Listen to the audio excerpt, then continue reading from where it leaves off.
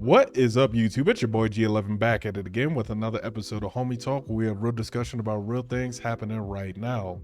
Now, today's story comes out of Bridgeport, Connecticut. For those of you who are familiar with the area, it's a little sea town up on the East Coast. Today, we're talking about 23-year-old Lauren Smithfields. Now, unless you've been sleeping under a rock, the story has been really developing over the past couple days. What happened is she was found unresponsive in her apartment on 12 December. The problem is the family is getting a lot of non-answers from the Bridgeport police authorities. So for some background, family says that Lauren was a track star in high school and was studying physical therapy at the local community college. I believe it was Norwalk, and she was also active on Instagram and YouTube. She was a YouTuber, so she had a little social media presence as well. Here's where things get a little weird, right? So we gave some background. She, sounded like she had a bright future. Family says she developed into a nice young woman. Mind you, she was 23. Here's some additional information that kind of changes the story a little bit, right? So a couple days before she was found, the family says she had met an older white man on Bumble. Who this older white man is, we don't know.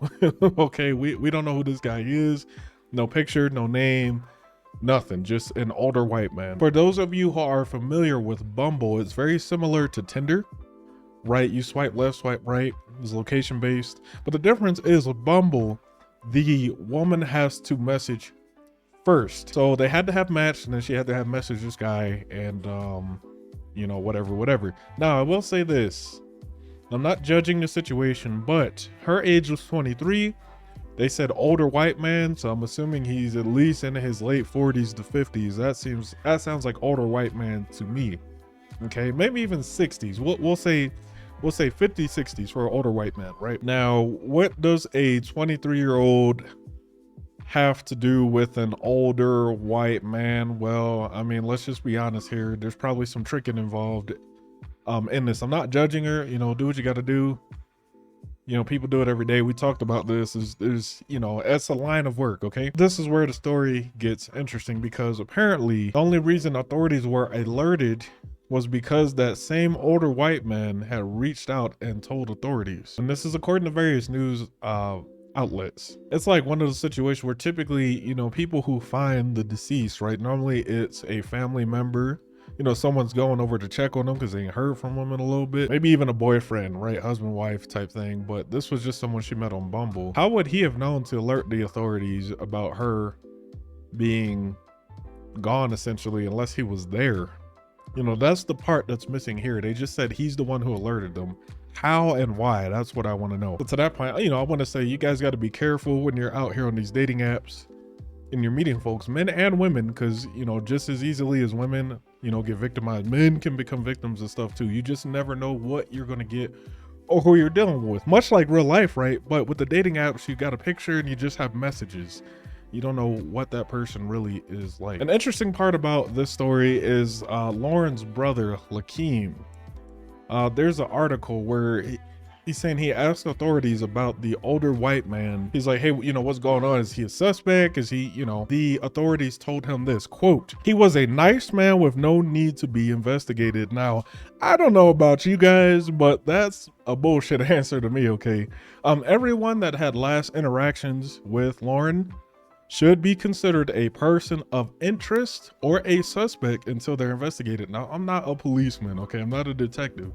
But to me, that just seems like a basic thing. That's not something I would tell a family member of the victim. Hey, what's going on with this guy? I would say, hey, we can't disclose information at this time. This person is just a person of interest, and leave it at that, because it is an ongoing investigation.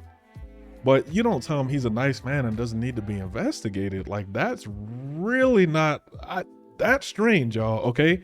That doesn't seem like protocol to me. Again, I'm not a policeman, I'm not a detective. Maybe some of you guys out there watching have family members who work as police or are involved in that world. Maybe you guys could shed some light on that, but that seems really not right to me, okay? And that statement really worried me, okay? And it made me wonder a bit about who the hell is this guy? Who is this older white man?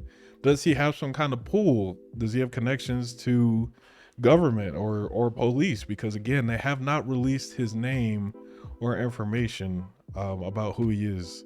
They just said he's nice and he doesn't need to be investigated, which is like, what? And he's one of the last people to see her. So that's really weird. And the last part about this is Lauren's father. So he thought this whole thing was just handled so crazy.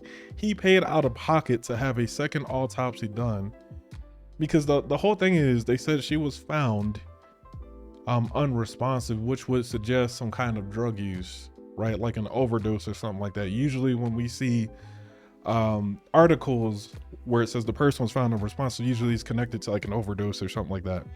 The father is adamant. He said she has not done drugs. She doesn't do drugs, right? Now, you know, that could just be that could be the father and him talking, right? You don't really know what your kids are doing until you know what I'm saying? But this whole thing was just handled so ridiculously that he decided to come out of pocket and get a second autopsy done. Granted, the medical results have not been released to the public. I'm sure the family may know, but they probably can't talk about it.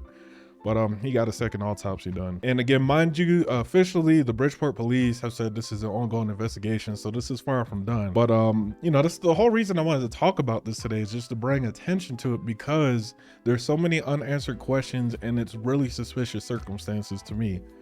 And, you know, and additionally, I'm wondering why there's not more of an uproar over this, right? Because if we look back just a year or two, you know, if it was a black man, for example, who was shot or killed by police or had died or something like that, it's all over the news and it's getting major attention. But in this case, it's crickets. You know, certain organizations that I thought might take this up are quiet. It's quiet out there.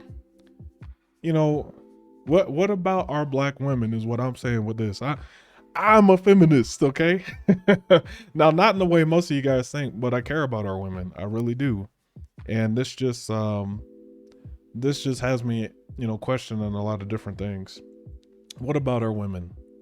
So that's my take on it. You know, I reported it just as it came out. You know, this is something that's still developing. I'm sure we'll see more information as we go. What do you guys think about the whole situation? Do you think I got it right? Do you think I got it wrong? How do you think the police are handling this situation? Because it seems really, really weird.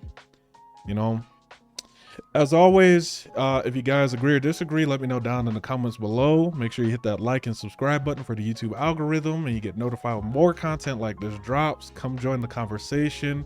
Come check out my other videos. Hope you guys have a happy new year. And until next time, y'all, peace.